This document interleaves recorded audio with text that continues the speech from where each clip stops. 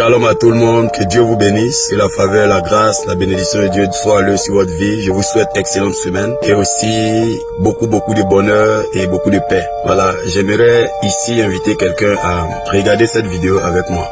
Beaucoup de prophéties peuvent annoncer, il y a les fausses prophéties aussi qui annoncent les troubles. Ces derniers en l'occurrence, qui a annoncé ce qui a fait que la ville était vide, c'est pas les prophéties, Dieu n'a pas parlé. Dieu n'a pas parlé. Non, Dieu n'a pas parlé. C'est pas Dieu qui a parlé. C'est pas Dieu qui a parlé. Ça ne veut pas dire que les gens sont faux. Ça veut dire que les gens... Je vais vous expliquer ce qu'on appelle. Ça veut dire que dans ce temps de la fin, là, les gens prêchent, les gens prophétisent leur propre colère, leur propre frustration. C'est d'autres esprits, mais ce n'est pas l'esprit de Dieu. C'est pas l'esprit de Dieu. Amen. Oui. Voilà, vous avez vu dans cette vidéo le pasteur qui est en train de manifester une attitude, en tout cas de moquerie, ou je sais pas si c'est un dénigrement ou bien comment on dit ça. En tout cas, il fait son interprétation de la prophétie qui selon laquelle il n'aurait pas d'élection. Donc tout le monde, les rues étaient vides à cause de cette prophétie. Donc en quelque sorte, il est en train de descendre l'autre pour se positionner lui, selon laquelle et il avait dit qu'il n'y avait rien ou bien il n'y a rien. La parole de Dieu dit il n'y a rien quand on annoncera les troubles. Ceci, là. En bref, moi la sortie que tu viens de faire ici, tu viens de montrer à quel niveau tu es bas. Tu viens de montrer à quel niveau tu es mouillé et à quel niveau tu es une lait pour l'église de Côte d'Ivoire. Tes collègues ont fait culte eux tous. Tout le monde est au courant de ça. Moi-même j'ai fait mon culte hier. Personne n'a parlé de cela. On regarde. Parce qu'avec Dieu là, ces voix là sont insondables. Mais si c'est pas quelqu'un qui a une position, ça veut dire que pendant que lui il a donné sa prophétie, toi tu faisais partie de ceux qui prient pour ne pas que ça s'accomplisse. C'est pourquoi tu es content. Mais c'est pas ce qui m'intéresse. Ce qui m'intéresse ici, c'est le côté où tu dis qu'il y a des gens qui prophétisent avec leur émotion. Partagez la vidéo que ça arrive chez lui. Partagez la vidéo. Je vais l'enseigner. Qu'il aille voir dans le livre de Job. Lui qui a délivré Job de la lèpre qui était sur lui et de la souffrance qu'il avait de plusieurs années là. C'était un jeune. Et quand il parlait de jeune, je suis pas sûr que je suis un jeune aussi jeune par rapport à lui. Hein. Mais je dis ça dans le sens peut-être du ministère. Écoute, il y a quelque chose ici. Quand tu dis prophétiser avec les émotions, mais c'est que t'es pas prophète. Je viens annoncer à tous ceux qui écoutent ce monsieur là, qui n'est pas prophète. Il s'est autoproclamé. Parce que s'il est prophète, il peut même pas faire sortir une telle chose. Et il a dit que il y a des gens qui prophétisent avec leurs émotions. Je te recommande ce livre là, je le mets à l'écran. Les 33 degrés de la prophétie. Faut lire ça, tu vas connaître ce qu'on appelle prophétie. Tu vas connaître ce qu'on appelle le ministère prophétique. Tu vas connaître ce qu'on appelle le don de la prophétie et l'office des prophètes. Tu n'en sais rien. Il y a des prophètes que Dieu fait prophétiser avec leurs émotions. Il y a des prophètes que Dieu fait prophétiser avec leur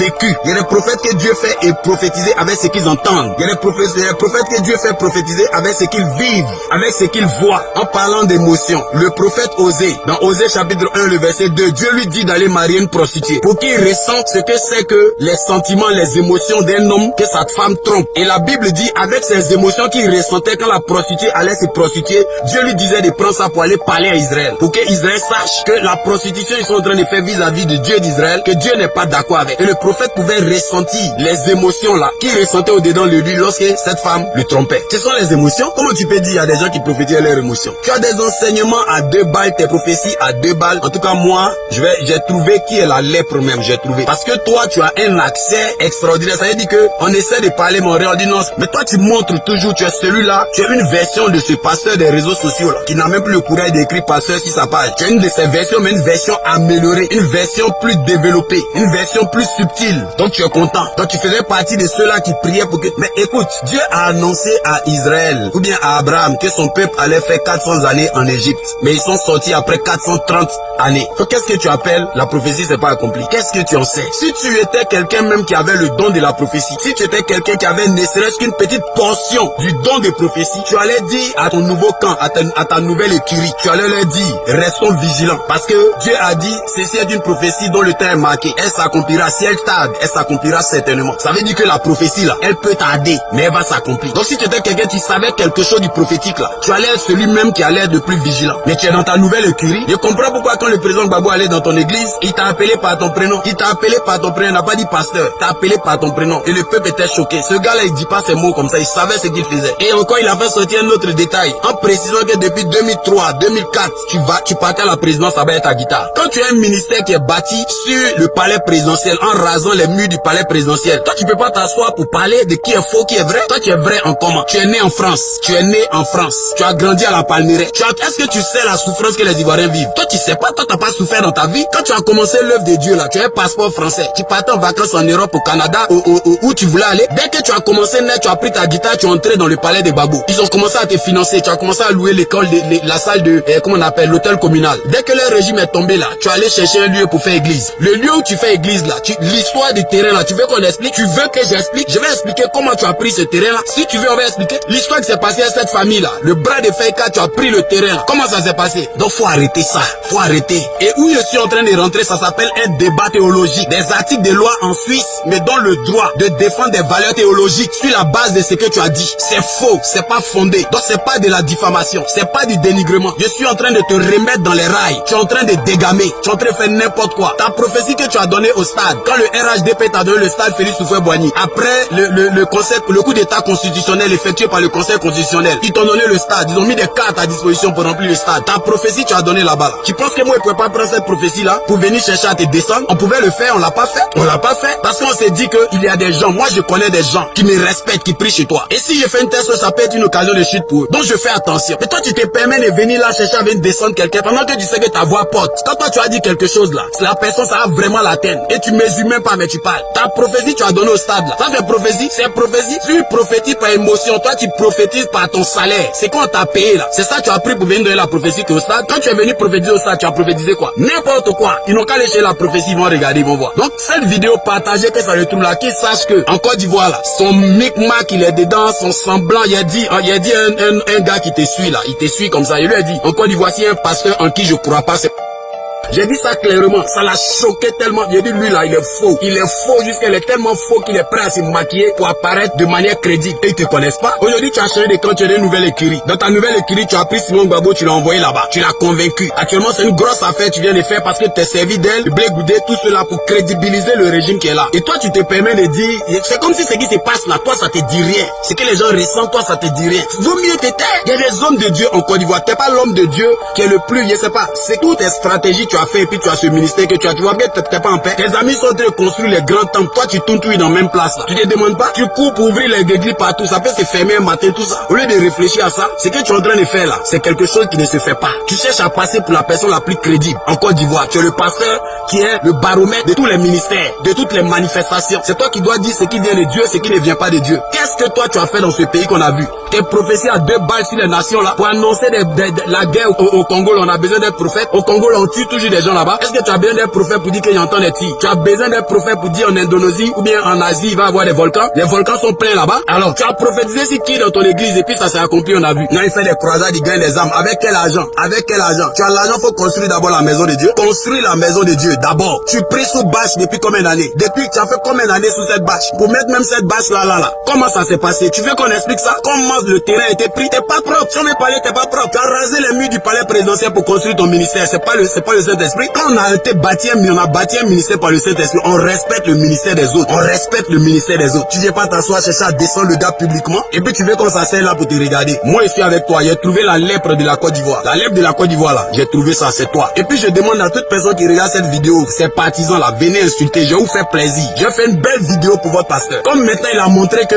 les débats doctrinaux là, ou bien théologiques là, c'est ouvert, on va faire ça. Qu'est-ce que ça veut dire? Donc faut bien éduquer tes enfants là, qui aiment insulter les gens en commentaire. Quand ils vont faire ça, je vais voir ça beaucoup. Je vais programmer un live spécialement pour toi. Et la loi m'autorise, tant que je ne t'insulte pas, tant que je viens pour déconstruire la fausse doctrine que tu répands, je suis dans mon droit théologique parce que la loi m'autorise au débat théologique. Donc c'est sur ça on va partir. Élie a prophétisé la famine dans le pays. C'était sur la base de quoi? C'était sur la base du désordre qui était dans le pays. Est-ce que cette famine là, il a prophétisé parce que Dieu l'a envoyé? 1 Roi chapitre 17. Il a prophétisé ça parce que Dieu l'a envoyé? Il n'a pas prophétisé ça parce que Dieu l'a envoyé. Il a prophétisé parce qu'il a vu que le peuple vivait dans la débauche. Ils étaient dans l'idolâtrie, ils vivaient n'importe comment, contrairement à la voix de Dieu. C'est ces émotions qui ont déclaré et puis le ciel s'est fermé. C'est pourquoi lui-même il était condamné dans les conséquences de sa déclaration jusqu'à ce que Dieu lui dise va au torrent de Kérit où j'enverrai des corbeaux pour te nourrir. De quoi est-ce que tu parles? Quand Élie partait faire la bataille avec les prophètes Baal pour faire descendre le feu du ciel. C'est Dieu qui l'a envoyé là-bas. Dieu lui a dit d'aller annoncer que la pluie va venir. Lui, il allait faire descendre le feu. C'est pas ses émotions. Est-ce que tu connais la Bible? Est-ce que tu lis la Bible? Les gens t'écoutent parce qu'à cause de tout l'artifice qui est autour de toi, on n'est pas la même chose. Si moi, j'ai commencé mon ministère avec un passeport français, si j'avais eu au début de mon ministère accès au palais présidentiel, je n'allais pas être corrompu après 20 ans. Après 20 ans, le ministère était assis quelque part. C'est mes fils qui parlaient. Tu es assis, tu es encore là, tu as encore faim. Tout ce qu'on t'a donné te suffit pas. Tu as encore faim, tu as encore faim. La faim peut rendre quelqu'un comme ça. C'est pourquoi l'argent du sang innocent, c'est comme ça, ça met les gens dans la confusion. Et ça, c'est la confusion qui est en train de venir sur toi. Faut chercher à te repentir. Les Ivoiriens qui sont en train de mourir, les gens qui sont en prison, toi, tu parles pas de ça. Tu es pasteur, non? Depuis quand tu es devenu prophète? Depuis quand toi, tu es prophète? Montre-moi les gens dans ton église là-bas, sur qui tu as prophétisé, c'est arrivé. Les prophéties sur les nations, nous tous, on peut faire ça. C'est les prophéties les plus faciles. Mon livre, les 33 degrés de la prophétie, là. Je mets ça à l'écran. Tu prends ce livre, moi, je t'offre ça gratuitement. Faut prendre, faut lire ça. Tu vas apprendre ce que c'est que le prophète. Tu n'en sais rien. Tu ne connais rien de cela. Tu as forcé pour devenir prophète parce que tu sais que la voix prophétique est importante en Côte d'Ivoire. Et tu sais que si tes positions là, ça va te rendre important, ça va te faire écouter et les autorités vont te consulter. Tu t'es placé là en lançant un programme appelé École des prophètes que tu as commencé depuis, je sais pas, 2016 ou je sais pas quelle année, 2017. Tu as commencé à déconstruire le ministère prophétique,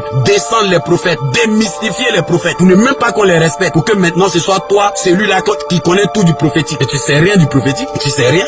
Moi je vais m'arrêter là, partager la vidéo que ça le trouve là-bas, plus jamais. Et puis ce que je dis, je vais revenir, je t'ai pas laissé comme ça, je vais revenir. Tu as montré que tu es la lèvre. Je souhaite que il y a des hommes de Dieu à Abidjan, ne vous sentez pas concernés quand je fais mes sorties là. Voilà, ne vous sentez pas concernés. Je viens pas pour parler du président ou quoi, je viens parler de la part de Dieu au peuple de Dieu. Que le peuple de Dieu arrête de s'égarer et de suivre un chemin qui n'est pas le chemin de Dieu. C'est là-bas que moi j'envoie. Et tout ce que je dis va dans ce sens-là. C'est ce que je suis en train de dire. Donc je suis dans mon cadre, je suis dans ma niche, je suis dans le mandat que Dieu auquel il m'a appelé, c'est d'annoncer sa parole à son peuple. Et c'est ce que je suis en train de faire. Et même là, sur cette reprise-là, c'est ce que je suis en train de faire. C'est pas normal. Les enfants de Dieu ont besoin de comprendre ce qui se passe. On sait pas de quoi toi tu parles. Toi tu vas venir te moquer des gens. Tu vas venir te foutre des gens. Pour venir dire, rien ne s'est passé. Ce n'est pas Dieu qui a parlé, c'est faux. Et c'est à toi Dieu parle. Toi tu entends la voix de Dieu. Toi tu connais Dieu. Si toi tu entendais la voix de Dieu là, tu allais partir dire à ta nouvelle écurie là, et à leurs dirigeants, tu allais leur dire que laissez le pouvoir. Si tu entendais vraiment la voix de Dieu. Et si le minimum, tu n'as pas le courage de leur dire ça là, tu allais quand même négocier pour tous ces prisonniers qui sont en prison. Ces personnes qui sont allées marcher, qu'ils ont fermé pour 3 ans. Tu allais au moins négocier pour leur libération. Tu allais négocier pour ces pasteurs, ces prophètes qui sont en prison. Tu allais négocier pour eux. Tu parles de quoi? Toi tu connais Dieu, tu entends la voix de Dieu, tu paies rien pour attendre. Partagez la vidéo.